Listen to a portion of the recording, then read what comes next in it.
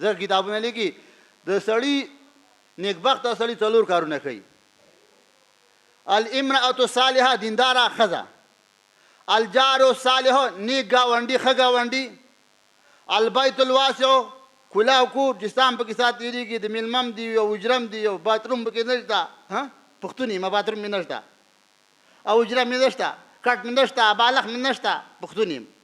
داسې پښتانه خو د خدای پاک ډېر لري دي ستا په شان د شرم ګوډي چې حجرې نه دا پښتون دي.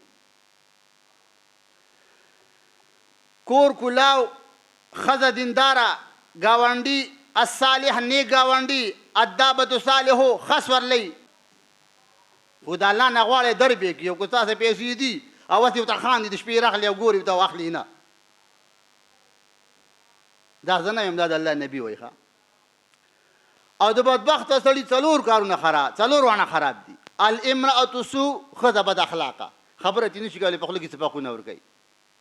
الجار سوء ګاونډي بد اخلاقه، هر وخت یې په خولې کې شري، د ده په خولې کې هم شر دی، د ښځې په خوله کې هم شر دی، د بچي په خوله کې هم شر دی.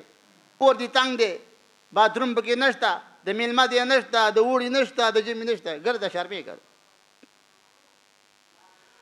الدابة سوء سورلی بیکاره، ښځه بیکاره، الدابة سوء، الامرأة سوء، البیت سوء، الجار سوء، ټول سوء سوء.